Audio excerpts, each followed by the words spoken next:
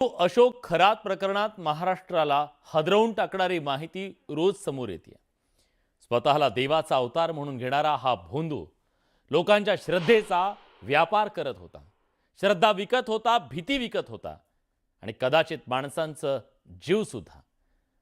खरातनं 5 नरबळी दिल्याचा दावा सरकारी वकिलांनी केला आणि महाराष्ट्र सुन्न झाला। तिकडे मुख्यमंत्री देवेंद्र फडणवीसांनी विधानसभेत विक्रू भोंदूत अशोक खरातच्या काळ्या कारनाम्यांचा पाढा वाचला। जवळपास महिनाभरापासून पोलीस खरातच्या मागावर होते। अखेर संपूर्ण माहिती आणि पीडितेकडून तक्रार दाखल करण्यात आल्यानंतर खरातला अटक करण्यात आली। महिलांना गुंगीचं औषध देऊन तो संमोहित करायचा, पीडितेसह कुटुंबियांना जीवे मारण्याची धमकी द्यायचा।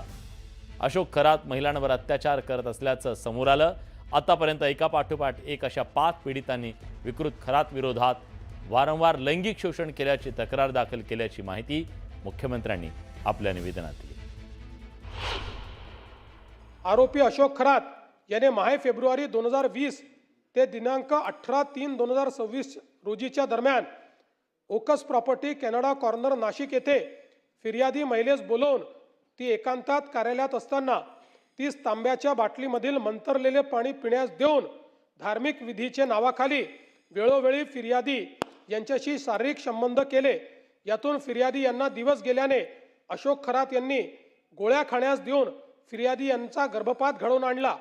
तसेच जर फिर्यादीने अशोक खरात यांच्या सांगण्याप्रमाणे धार्मिक विधीस नकार दिला तर तुझे भविष्यात चांगले होण्याऐवजी वाटोळे होईल, तुझ्या मुलांचे बरे वाईट होईल असा दम दिला व मजकुरांचे फिर्यादीवरून सदरचा गुन्हा नोंद आहे। अशोक खरात याने पीडित महिलेला दिव्य जडीबुटीचे औषध आहे असे सांगून एक द्रव्य दिले होते।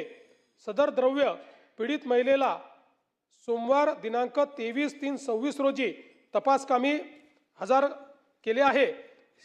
यानंतर सदर द्रव्याचे फॉरेन्सिक तपासणीसाठी पाठविण्यात येणार आहे।